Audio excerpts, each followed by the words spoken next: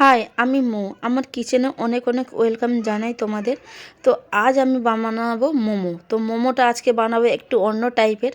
তো মোমোর জন্য আমি নিয়ে নিচ্ছি এখানে বিটরুটটা আমি ভালো করে মিক্সির মধ্যে বেটে নিয়ে এখানে একটা ছাঁকনির মধ্যে ভালো করে এটাকে আমি ছেঁকে নিচ্ছি। তো ছেঁকে বিটরুটের জলটা আমি বার করিয়ে নিচ্ছি। তো এখানে বার করিয়ে আমি জলটা রেখে দিচ্ছি। এখানে আমি 300 মতন ময়দা নিয়ে নিচ্ছি, দিয়ে এখানে স্বাদ অনুযায়ী লবণ মাখিয়ে নিচ্ছি ভালো করে ময়দার সঙ্গে। তো ভালো করে এই পাশে ওই পাশে করে ভালো করে আমি মাখিয়ে নিয়ে এখানে বিটরুটের যে জলটা আছে সেই জলটা দিয়ে অল্প অল্প করে দিয়ে আমি ময়দাটা মাখিয়ে নেব। যেরকম আমরা রুটি যেইভাবে আমরা নরম করে মাখি সেইভাবে আমরা ময়দাটাকে আমরা মেখে নেব।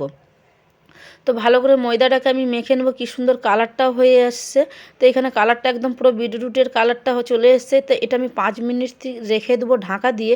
তো আজ আমি বানাবো ভেজ মোমো। তো ভেজ মোমোর জন্য এখানে আমি নিয়ে নিচ্ছি সোয়াবিন একদম কুচিয়ে নিচ্ছি, গাজর আর পেঁয়াজ কুচি নিচ্ছি, আদা রসুনও কুচি নিচ্ছি। তো ফার্স্টে আমি দিয়ে দেবো আদা রসুনটা ভালো করে আমি ভেজে নেব। তো এগুলো আমার ভাজা হয়ে গেছে। এইখানে আমি সোয়াবিনটা দিয়ে দেবো। তো সোয়াবিনটা একদম ছোট ছোট করে আমি কুচিয়ে নিয়েছি। তো সিদ্ধ করে আমি তারপরে একদম ছোট ছোট করে কুচিয়ে নিচ্ছি। এইটাকেও আমি ভালো করে ভেজে নেব। তারপরে আমি দিয়ে দেবো এখানে পেঁয়াজ কুচানো, লঙ্কা আর গাজরটাও দিয়ে দেবো। দিয়ে ভালো করে এগুলোকে আমি ভেজে নেব। তো এইখানে আমি চিকেন মোমো করছি না, ভেজ মোমো করছি। এখানে চিকেন মোমোও করতে পারো। তো এইখানে ভালো করে মশলাগুলোকে ভেজে নিয়ে তো স্বাদ অনুযায়ী এখানে লবণ দিয়ে দেবো। তো আরও আমি 5 মিনিট ভেজে নেব এগুলোকে। তো এখানে আমি আর কোনো মশলা ব্যবহার করব না।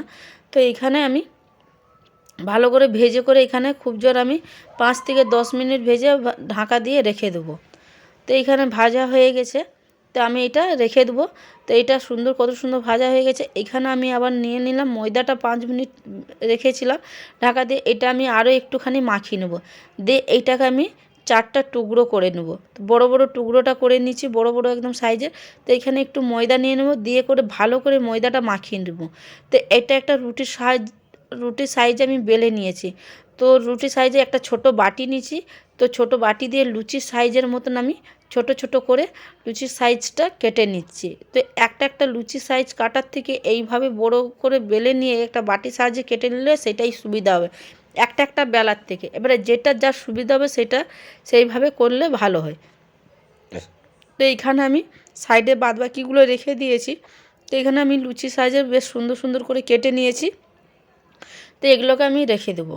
তো এইবারে আমি মোমোটা তৈরি করব। এবারে মোমোটা আমি মোড়ব।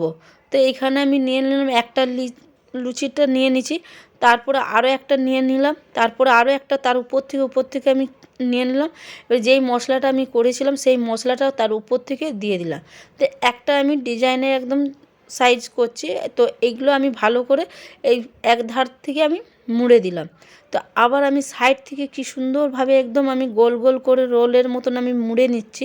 তো এইটা কি সাইজ হয়ে গেছে তোমরা দেখেই বুঝতে পারছো কি সাইজের হয়ে গেছে। তো একটা গোলাপ ফুলের মতন হয়ে গেছে দেখতে, কত সুন্দর লাগছে দেখতে, দেখেই খেতে ইচ্ছে করবে। তো বাচ্চারা তো আগেই দেখে খাবে। তো আমি আরও একটা তোমাদেরকে দেখিয়ে নিচ্ছি। আরও আমি এইভাবে করে নিলাম, দিয়ে আরও মশলাটা আমি দিয়ে দিলাম সাইডে সাইডে একদম। দিয়ে আমি ভালো করে এইগুলোকে মুড়ে নেব। আবার এই পাশে আমি একটুখানি ভালো করে একটু চেপে দেবো, দিয়ে করে আবার আমি সাইডে সাইডে করে আমি মুড়ে নেব। তো আবার একটা গোলাপ ফুলের মতন হয়ে গেল। তো এইরকম করে আমি সবগুলো বানিয়ে নিলাম। তো এগুলো আমি বানিয়ে রেখে দিয়েছি। এই কি সুন্দর লাগছে দেখতে, গোলাপ ফুলের মতনই তো লাগছে।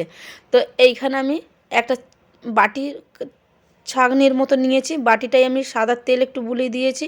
আর এইখানে আমি গরম জলও বসিয়ে দিয়েছি, তার উপর থেকে মোমোটারও উপর থেকে একটু তেল দিয়ে দিলাম, দেখতেও খুব সুন্দর লাগবে। তো এইখানে আমি আস্তে আস্তে করে সব মোমোগুলো বসিয়ে দেবো। তো এইখানে মোমোগুলো আমি সব বসিয়ে দিয়ে এখানে খুব জোর 10 থেকে 20 মিনিট আমি রাখবো ঢাকা দিয়ে।